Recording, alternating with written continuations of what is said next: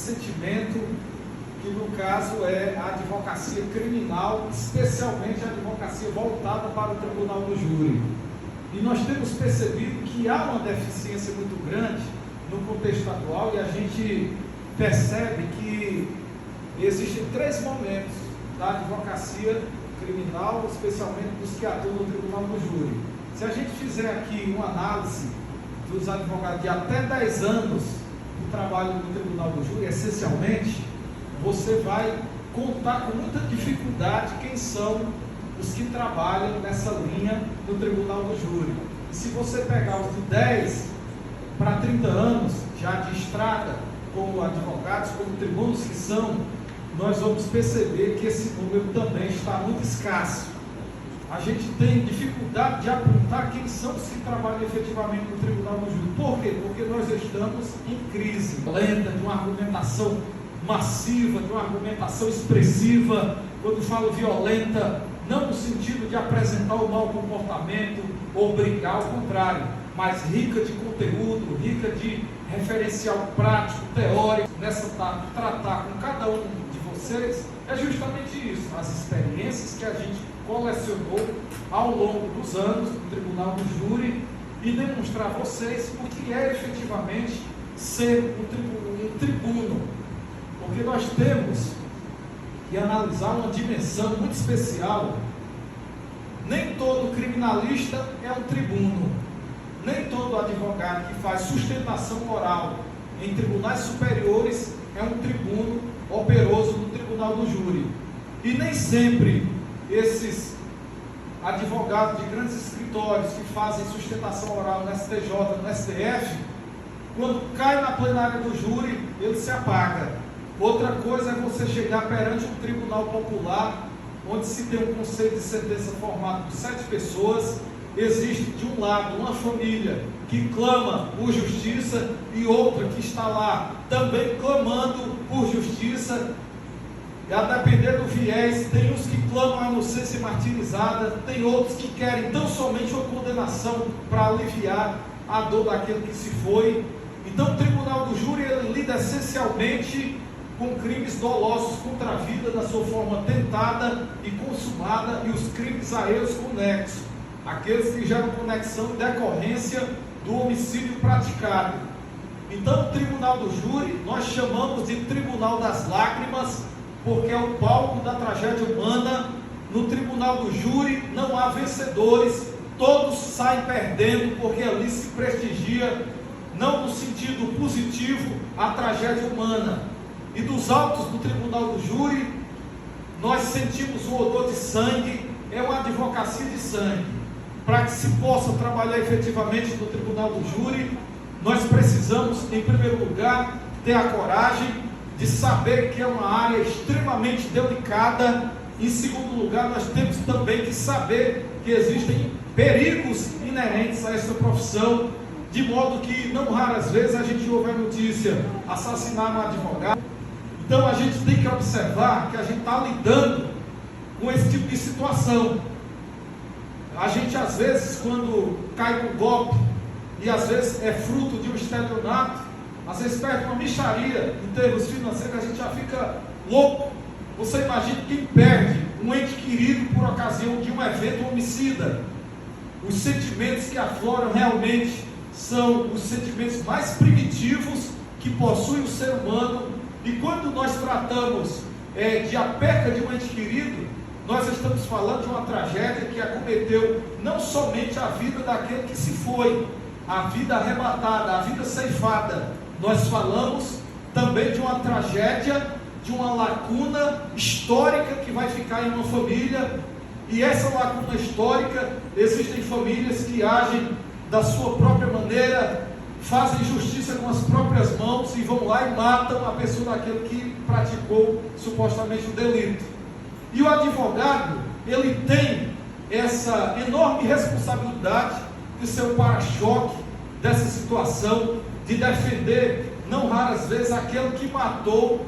Às vezes ele pode figurar como assistente de acusação, mas isso são exceções no Ministério do Advogado. O advogado vai lidar essencialmente com a defesa. E nós temos que atentar para esse detalhe. De um lado, nós temos um aparelho, uma máquina estatal, composta por um juiz, um promotor, tem peritos ao seu dispor, tem polícia, tem a perícia, tem métodos investigativos, eles têm como apurar um crime, e do outro lado só existe o advogado, a voz solitária, a voz humilde, a voz preconceituada, e pode me crer, o advogado, infelizmente, ele carrega a pecha de advogado de bandido, mas, ai da sociedade, se não fossem os advogados, o mundo não teria esse ponto de equilíbrio, se não fôssemos esses que aqui estão no dia a dia, lutando contra o arbítrio do Estado e as injustiças. Eu costumo sempre dizer que a injustiça, ela é um monstro. A injustiça é um monstro. Se nós não combatermos ela, no futuro ou no amanhã, ela vai também nos tragar, ela vai nos engolir. E o advogado, ele age dessa maneira.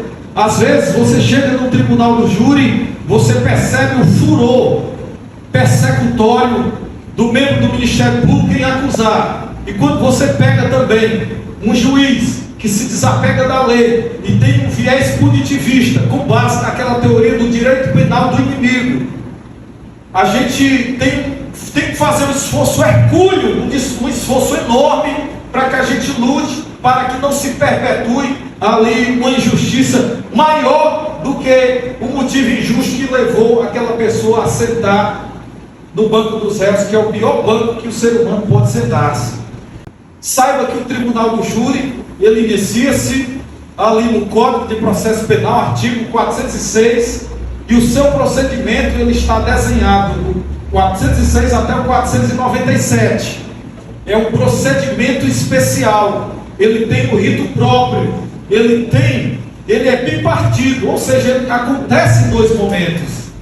Então é importante a gente ter essa compreensão, porque o que define um bom tribuno, na minha compreensão, é ele ter, primeiro, o espírito de luta, a capacidade de combater as ilegalidades e a coragem necessária de ser a voz do seu cliente. E quando eu digo isso, eu estou dizendo, a nossa geração, ela tem sofrido uma influência muito negativa e nós estamos perdendo os referenciais positivos. Se você olhar para o passado, você vai ver uma geração de grandes expoentes do direito criminal, tribunos em essência. Nós podemos citar aqui o Romero Neto, o Evandro Lins e Silva, nós podemos citar aqui o Troncoso, o Sobral Pinto. Quando você assiste uma peroração deles no YouTube, você percebe a ampla gama de conteúdo que se traz ali na fala daqueles grandes tribunos. E atualmente, os advogados que estão sendo, entre aspas, o referencial da nossa geração, são aqueles advogados que chegam, dão mortal para trás da tribuna do júri, levam bicicleta com pneu furado, como está acontecendo aí, doutor Augusto, agora, que eu acho que o tribunal do júri não é palco para molecagem. É aqueles advogados que saem no tapa com o promotor de justiça, e isso não pode afetar e macular a nossa cabeça, o nosso raciocínio. E eu digo a cada um dos senhores, os agentes processuais envolvidos no tribunal do júri, juiz, promotor de justiça, eles merecem de nós o mais profundo respeito, merecem de nós um tratamento urbano cortês. Quando se tem qualquer ilegalidade, doutor, por uma questão de ordem, faça constar o meu protesto em ata, e chegue lá, haja da forma mais técnica possível, de criar inimigos em cada comarca que a gente passa e se divorciar do discurso científico. E é isso que nós precisamos discutir o direito enquanto uma ciência, nós precisamos discutir o direito do ponto de vista filosófico, como se discute o STJ e o STF. Quer ser conhecido como um advogado urbano, cortês, inteligente, que consegue, através da sua humildade e através da sua intelectualidade, absolver aqueles que você se propõe a defender. Então esse é o primeiro ponto que eu trago à baila para a reflexão de todos aqueles que aqui estão nessa tarde. Que profissionais nós queremos ser? Eu nunca vi a humildade ter porta para a humildade não ultrapassar. Ela passa em todas as portas. Eu nunca vi uma pessoa que calça a sandália da humildade, ele sofrer a agrura do cancelamento, ele sofrer aqui os dissabores de uma rejeição. Ao contrário, uma pessoa, quantos dos juros eu já não fiz? O promotor cresceu para cima de mim, quis me humilhar em todos os aspectos. Eu calço a sandália da humildade e começo a rebater com argumentos precisos, com argumentos cirúrgicos, e o conselho de sentença percebe isso, e quando abrem as urnas da absolvição. Por quê? Porque a arrogância faz o homem inteligente, faz o homem bonito, faz o homem que tem uma elevada cultura desaparecer. A arrogância mata qualquer sentimento, mata qualquer boa imagem. Eu estou repassando isso como primeiro ponto para dizer a cada um de vossas excelências, os alunos que estão, os advogados que nos ouvem através de rede social, aqueles que estão aqui presentes, para trazer a você uma experiência viva que a gente experimenta. A advocacia tem experimentado isso na pele. Nós temos que nos revestir da humildade necessária, e não confunda humildade com subserviência. Não estou dizendo aqui que quando surgir um ato de arbitrariedade, você vai ficar silente, você vai ficar apático, você vai ficar calado. Não, você pode não elevar o tom de voz, mas melhorar os argumentos. Esses dias eu estive fazendo um júri na capital Alencarina, e de repente, na inquirição, a testemunha ela fez menção a um áudio. Olha, inclusive eu recebi um áudio de ameaça das pessoas que supostamente mataram a pessoa da vítima. E no caso, quem estava trazendo as suas declarações era a esposa daquele que morrera.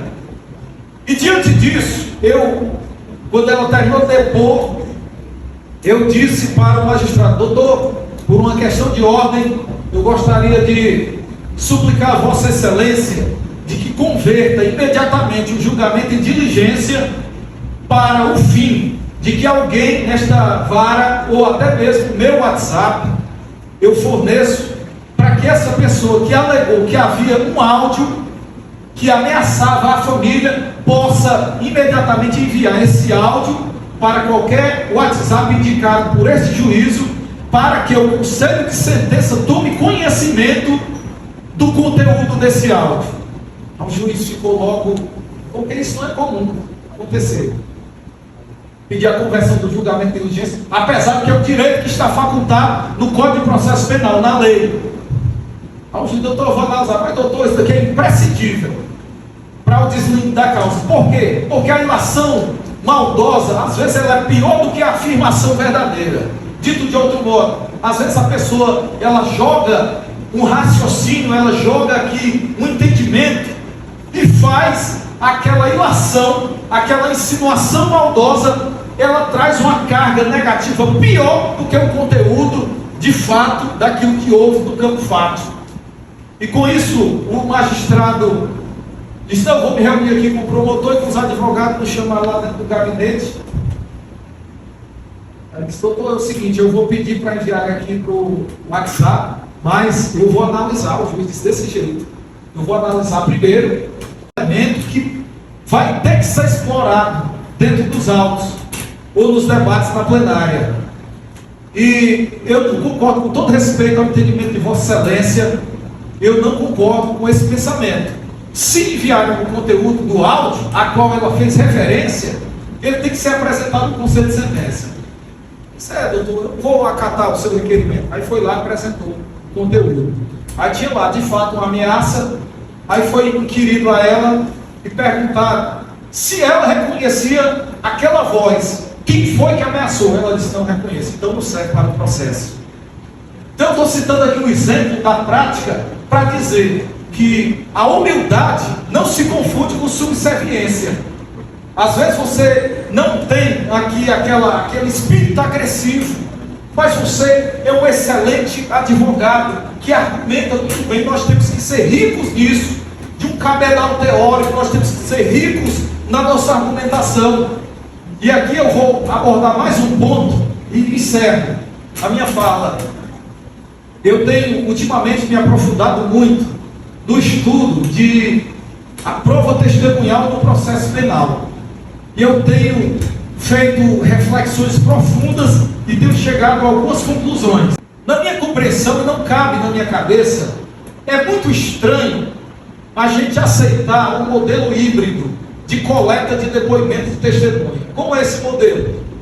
Na delegacia vigora o modelo inquisitorial e quando chega no sumário de culpa, vigora o modelo acusatório. Eu vou explicar cada um desses modelos antes de... Esse modelo híbrido é um modelo arcaico, como é o modelo híbrido de coleta de depoimentos. Na delegacia ou na fase administrativa ou pré-processual, onde aqueles depoimentos não são provas, é importante se dizer isso, aqueles depoimentos são meros atos de investigação, que através daqueles atos, o Ministério Público, em posse de toda aquela informação, porque são elementos de informação, ele oferece a denúncia ou não. Então vejam bem, não raras vezes acontece de quando há o homicídio ou a prática do delito, a polícia ela não vai bater na casa do sujeito e trazer para a delegacia para confirmar uma tese ou uma alegação para beneficiar ele, não. A polícia faz isso, ela já tem na sua mente uma linha de investigação e ela começa a colher aquelas declarações com a finalidade de confirmar uma tese acusatória no futuro. Então, naquele momento, ele só quer dar uma resposta para a sociedade, encontrar um bode expiatório. E quantas condenações não são frutos de inquéritos mal formulados, com base em testemunhas, são parentes da vítima, e quando não presenciaram o fato, acontece o seguinte: eu ouvi dizer, que eu também não posso dizer no da testemunha, que foi fulano, ciclano, beltrano, e aponta a autoria do delito. Isso é inadmissível no direito penal. Isso é o que se chama de plantio de provas diabólicas em sede de processo penal. O que são provas diabólicas? São aquelas provas dificílimas de afastar. Aí você de repente pega uma testemunha de ouvir dizer, e quantas pessoas estão sendo levadas a julgamento perante o júri popular e estão sendo condenadas com base em provas diabólicas no processo penal. Esse modelo nós temos que vergastar. Quando se fala em testemunha referenciada ou testemunha indireta, o direito americano não admite, porque tem como sendo aquela prova que não merece crédito nenhum. Mas no direito penal brasileiro, isso daqui acontece no júri. Ou seja, é o ponto nevrálgico, é a coluna, é a vértebra central, é o ponto, é a espinha dorsal das acusações. Vou pegar aqui, e pior do que isso, pegar um telefonema e o policial fazer uma certidão, olha, uma testemunha aqui anônima, disse isso, aquilo outro, e leva para o processo como sendo a maior verdade do mundo. Não existe isso no direito penal, não. E no processo penal, isso tem que ser afastado. Mas por que o Brasil admite isso? Porque aqui nós ainda estamos sob a égide de uma legislação extremamente ultrapassada, de 1940, cujos valores eram outros. E eu acho que o corpo do Nelson Gria, quando vê essas ilegalidades, ele se contorce no túmulo, porque não se admite essas barbaridades que se vê hoje no processo penal e são admitidas como a maior verdade do mundo. Mas a sensibilidade e a reflexão nos faz pensar o seguinte. Então essa reflexão eu estou trazendo aqui porque o projeto que eu estou aqui estruturando, toda uma cadeia de raciocínio, visa combater isso, apresentar uma proposta de mudança do Código de Processo Penal para acabar com o modelo híbrido. A sugestão que eu dou, e é isso que eu vou trabalhar e defender do ponto de vista acadêmico, se vige esse princípio do contraditório judicial, que toda prova tem que ser colhida e produzida através do contraditório judicial, que é na presença do juiz, do promotor e de um advogado, para que tenha validade jurídica, não se admite esse modelo implantado nas delegacias. E qual seria uma sugestão? A sugestão é a obrigatoriedade de todo réu que vai depor fazer ou prestar o seu depoimento, ou as vítimas também, na presença de um advogado e de um defensor. E outra, também ser filmado os depoimentos, para que no momento da valoração da prova observe o grau de comprometimento do entrevistador, porque existem métodos de inquirição em que se faz perguntas fechadas com respostas dadas para a pessoa confirmar sim ou não, e se coloca no depoimento como sendo a maior verdade do mundo.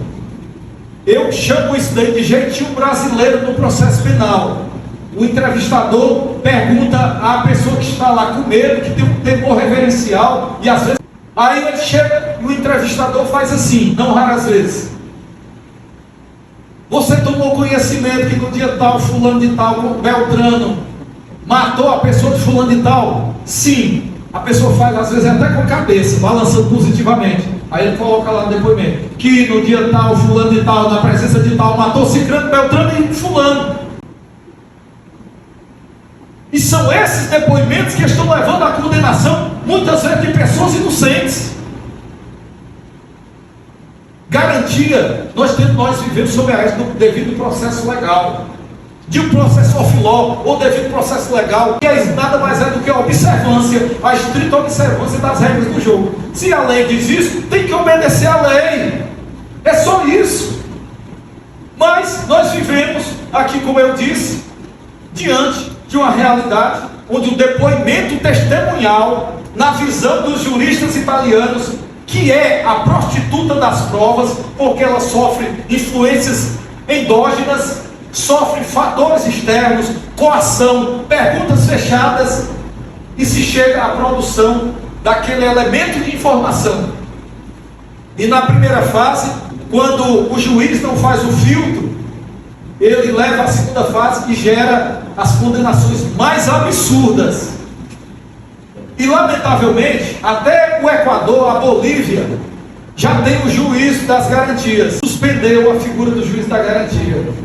E esse juízo significa dizer o quê? Que o juiz do flagrante e da custódia é um juiz específico. E todos aqueles elementos produzidos naquela fase não se comunica, não é levado para o juízo que vai efetivamente produzir a prova no contraditório judicial. Isso realmente é legalidade. Isso realmente é a legislação que nós almejamos. Se não vejamos o depoimento testemunhal, às vezes ele sofre esse influxo, essa influência externa, e gera os mais absurdos possíveis e condenações esdrúxulas. E aqui eu cito um dado alarmante do projeto Inocência, criado no seio de uma universidade americana. De todas as revisões criminais que foram ofertadas, chegou-se à conclusão de que 72% das condenações, elas foram lastreadas em depoimentos de testemunhas, e 72% dos que foram condenados injustamente. Isso é um dado alarmante. E se nós trouxermos essa realidade americana aqui para o Brasil, eu digo que esse número aí ele beira de 80% para 90%, e digo isso com toda a convicção do mundo. Então essas são as ponderações que eu faço. Precisamos de uma estruturação, precisamos de uma mudança legislativa profunda. Nós precisamos realmente aqui ficar atentos a esse viés, para que a gente possa saber afastar, para que a gente possa saber pedir o desentranhamento de uma prova ilícita quando ela é trazida para um processo, sabendo que o advogado, como a barreira, como o para-choque diante do Estado Todo-Poderoso, ele tem que ter a expertise, ele tem que entender e saber dos meandros, para que ele possa afastar todo resquício de ilegalidade, ora plantado nos autos de um processo, especialmente de um crime doloso contra a vida. Então, meu muito obrigado, e ao final a gente vai abrir a oportunidade para que cada um possa fazer uma pergunta. Se você tiver uma pergunta, anote aí no seu celular, que ao final nós estaremos aqui para fazer aqui um contraponto e um esclarecimento.